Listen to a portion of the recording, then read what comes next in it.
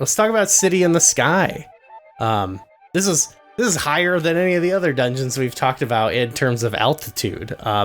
It's an it's an ancient city in the sky, built by the Uka, who are these horrific beings, and the dungeon kind of matches that vibe. These strange beings. They've got these humanoid heads, chicken-like bodies. They're based upon an M.C. Escher painting.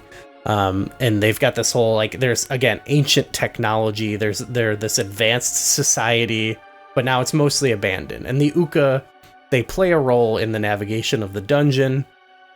You use them like Kukos almost, as well as, like, you use your claw shots to traverse around the dungeon that's kind of like floating in the air, and you can fall off and stuff.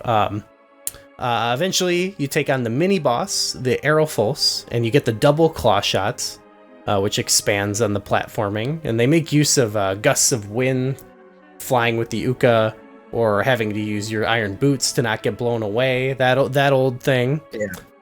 And it's not the last dungeon, but I feel like it is a bit of the greatest hits of Twilight Princess, in a way. Like, it has a lot of mix of enemies and a variety of item usage.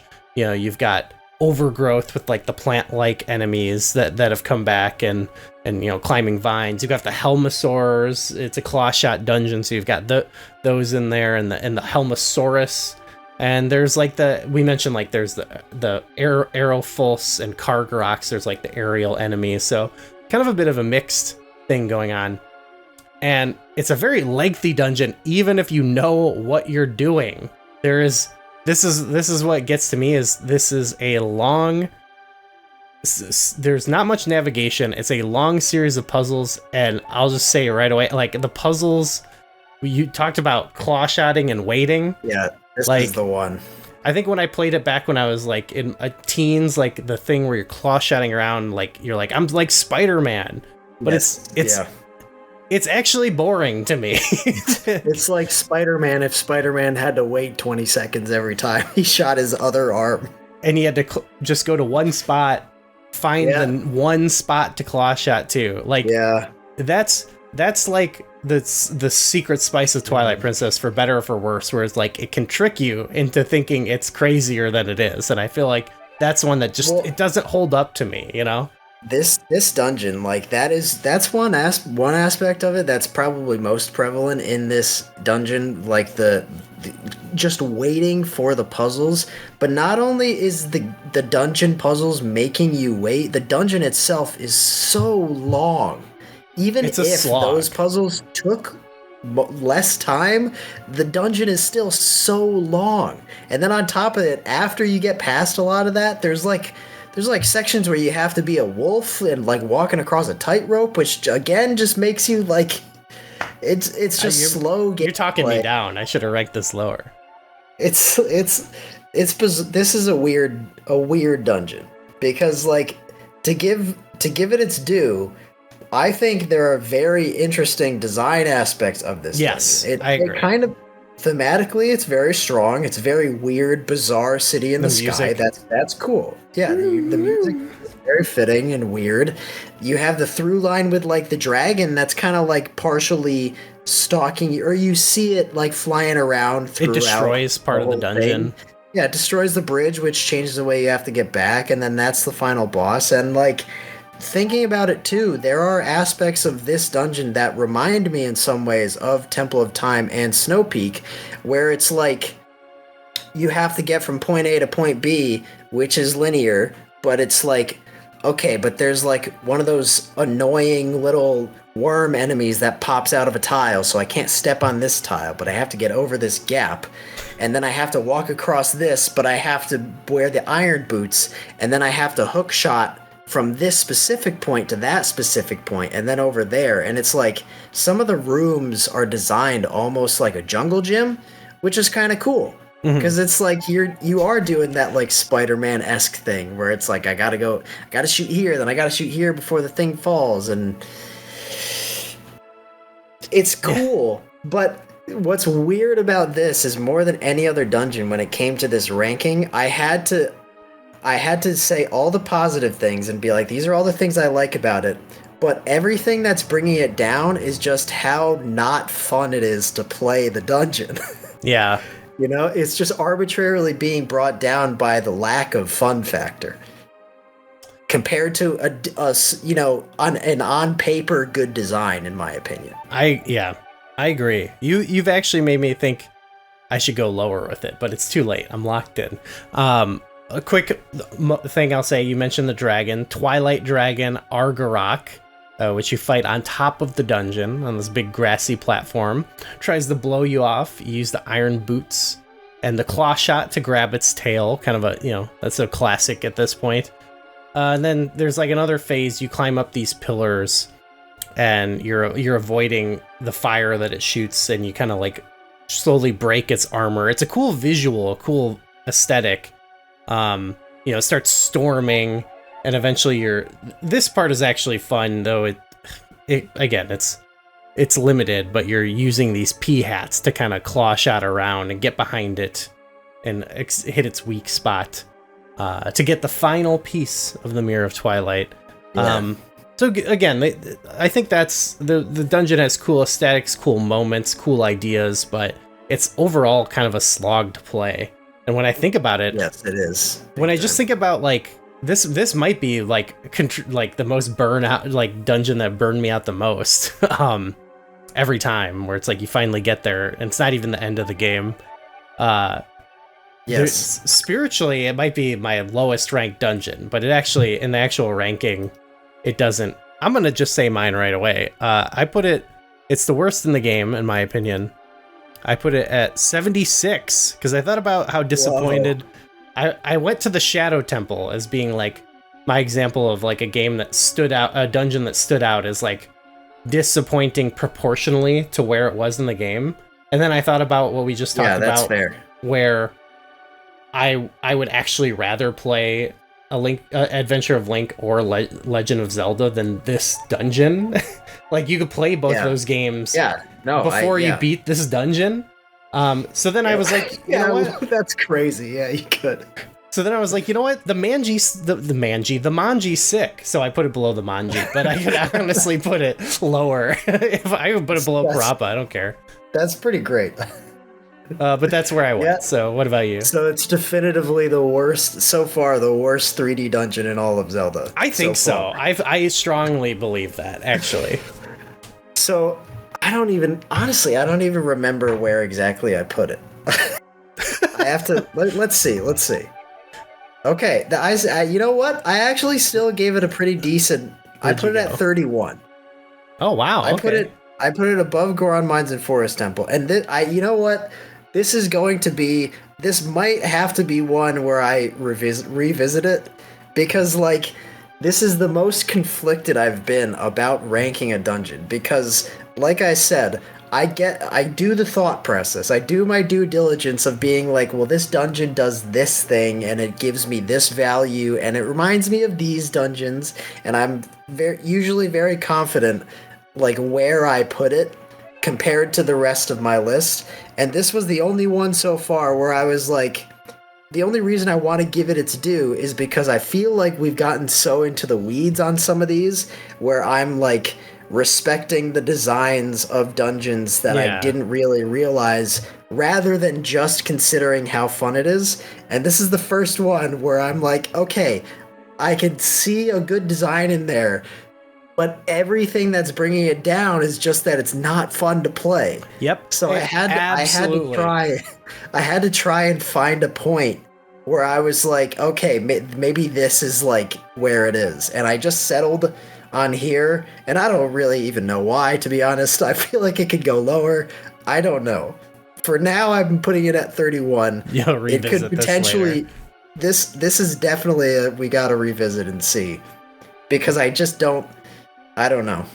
This might be the most like between seasons we will reevaluate the list, because I'm looking at this and I'm like, I love these first two games, and I'm like, now I think about it, like I'd rather play them than this. So yeah, yeah, I agree. No, yeah, that's what like said. I put it near Fire Temple and Snowhead Temple. And I think there are aspects of this dungeon where design-wise, I could maybe argue they're better than those. I would so much rather play either of those dungeons than this dungeon. Whew. Rough. Well, we've completed the Mirror of Twilight. That allows us to go to the Twilight realms, and things are looking bad here. It looks like Darth Vader's castle or whatever. All the Twilight, they've been transformed into the beasts, or they're weirder here. And all the enemies, they're the Twilight versions of the enemies that we've seen. You've got they add these giant Zant heads that are also present. And there's all these Twilight clouds that revert you back to Wolf Link. And this almost could fit in the category of a mini dungeon, but I feel like the game... Yeah.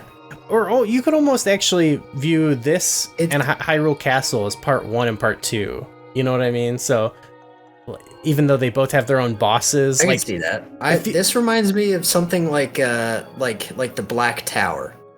Almost. Which I think we took off, didn't we? We took off mini dungeons. We did those, and then we kind of took them off. But in essence, it does kind of feel like one of those, like, semi-half-baked, like, kind of just, like, build up to... Because Zant is at the end of this one, kind of just, like, build up to that fight. It's like the penultimate secondary bad guy fight. But I think most people... you would ask, this would pass the dungeon test for a lot of people. But this one it's very short, very linear. You have 2 smaller wings.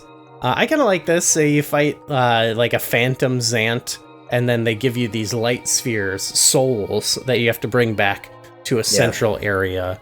And they can create like platforms and clear that Twilight fog. And you're being pursued by this giant Twilight hand, almost like a wall master that's coming to like get the soul and bring it back. And I think that part's genuinely kind of neat, and there's some fun. That's compelling. Because that's like, especially, it's just like when you're actually if you were to watch someone playing it with the sound off, it would not be nearly as imposing as it feels. Okay, yeah. Because it has that and it gets like louder and quicker as it gets close to you, so you're like, oh no, it's gonna get me, and it makes it feel very tense. It's pretty tense. So but once you get them together, you can power up the Master Sword, and it gets the ability to cut through the darkness, and there's like a wall of darkness, so you can kind of slash and the sword glows and gets you to the final stretch of the dungeon, which is more like platforming.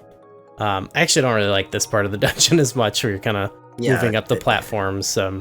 Honestly, I don't have a lot to say about it. It's kind of whatever, but you get to the Zant, Usurper King Zant. You can confront him in his throne room. You get his backstory.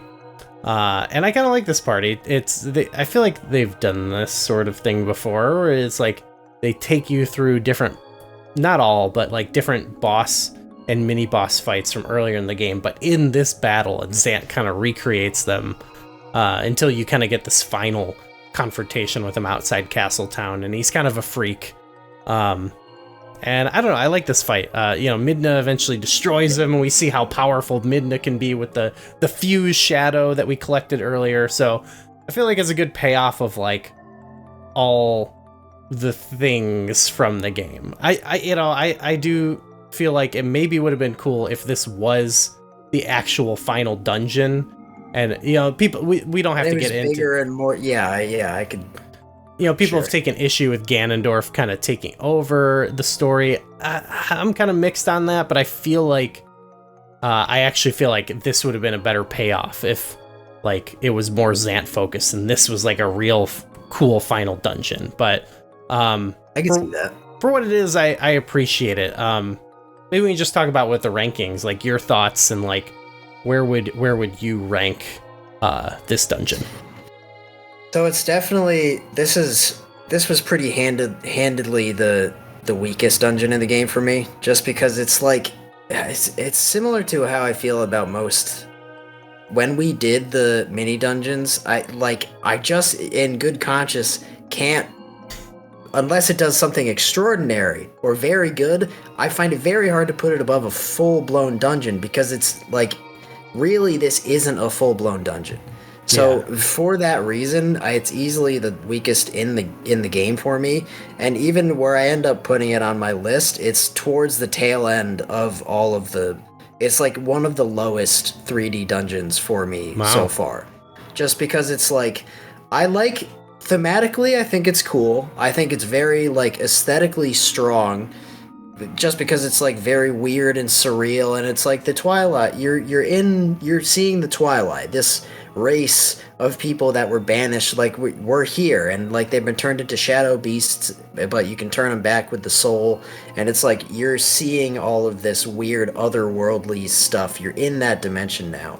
I like that. I like all the stuff with like the Master Sword cutting through the shadows and the use of shadows and stuff, and I do think there's nothing wrong with like, go to one side, get the thing, bring it back, go to the other side, get the thing, bring it back. I think that's like a tried and true way of doing a dungeon. I don't think it should be leaned on all the time, because it could definitely be like overdone. But for this, it's fine, and I like, it is kind of like an object permanence puzzle type thing. You have to bring a ball from here all the way to the other end, and like the puzzles you're doing aren't that. It's usually mostly just like either jump across some platforms with it, or put it here and get to another spot and then hook shot it back to you. And the wall master type guys chasing you that's compelling enough for me. I think it's pretty cool. I love the Zant boss fight, and that middle section I'm not crazy about. Other than I do kind of like the one puzzle where it's not even a puzzle, it's just like there's a wall of that shadow stuff, and you might not know that there's like a little hook shot area behind it, and I think that might be where you get the boss key, or you get some sort of key there. I like that because it's like you have to explore a little bit, but other than that, it's not doing a whole lot. So I put it pretty low. I put it at 55. Just so the only 3D dungeon that I have below it is Woodfall Temple, which I'm not crazy about Woodfall Temple. Okay. Well, I had this with benefit of like I would, as opposed to Palace of Twilight, where I was like City in the Sky, where I was like trying to work it in pre-existing, and I was like trying to think about it. This, I immediately was like, well, I would rather play this than City in the Sky. Like the hand part we mentioned is compelling. I think the boss fight is more compelling, and I think boss fight's great. I love the Zant boss fight. I think the vibe is more compelling, though again, it's not to my taste of like what makes a great dungeon. I do kind of think of it's a mini dungeon, so I went low, but I did go above City in the Sky. That's fair. Though, yeah, okay. I'll just reveal it. Just a little bit above. I was like, you know what? It could be above the just Manji. Above the Manji, yeah. But below the eagle, the lizard, and the snake, of course. It did remind me, yeah, of course. It reminded me, actually, I was like thinking like the Shadow Temple. Like, I feel like the Shadow Temple should actually get credit for Beneath the Well, even though we're not. And I feel like Palace of Twilight, I don't know, I feel like it's funny you say that, because it's my Palace of Twilight is 2 spots below Shadow Temple. Okay, for me. Okay. Yeah. I feel like you can almost view those as like parts of one dungeon, like similar to how like Spirit Temple, it's one structure, but you know what I mean? But that's for another time. I kind of feel like Palace of Twilight, to me, is almost part 1 of the finale with the final dungeon. So